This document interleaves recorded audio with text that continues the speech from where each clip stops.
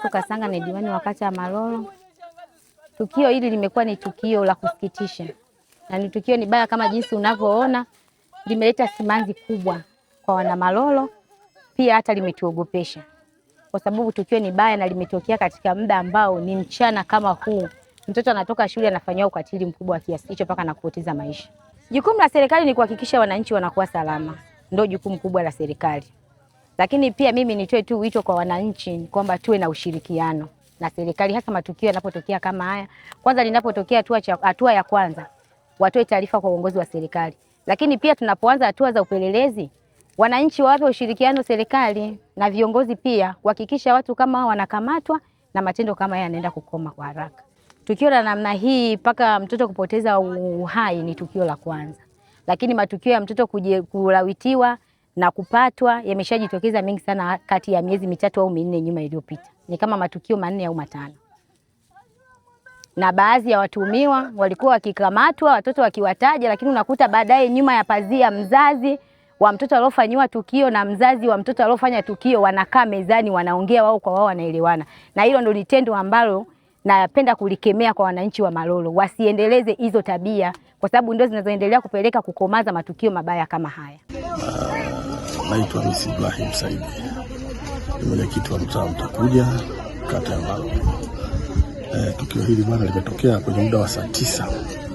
Nimepigiwa simu. Bwana kuna mtoto amebakwa. Nikaona sawa, ngoja na mimi niende. Nilitoka nyumbani nimekuja mpaka hapa. Na ni kweli kabisa nimekuta mtoto amebakwa, lakini mtoto huyo ni mwanafunzi wa shule yetu hapo Mwawiti. Ndio hivyo tukio limetokea. Lakini hapa hatuna uthibitisho kwa sababu wenye kusema kabakwa sio sisi. Kafanywaje sisi sio sisi. Kwa sababu sisi tunakisia tu kwamba kabakwa lakini hatujaona. Kwa hiyo ndio hivyo. Lakini wanaposema kwamba mtoto amebakwa, lakini hatujapata ushuhuda kamili kama ni kweli kabakwa au kanyongwa kafanyaje tu. Bado hatujachukua hatua mpaka sasa hivi. Ila cha kwanza kabisa lazima sisi tuwaita askari wetu wa kata, na tumefanya hivyo. Wameshafika hapa. Wameshafika kwa ajili ya jukumu la kubeba mwili kupeleka mochwari na uchunguzi mwingine uendelee.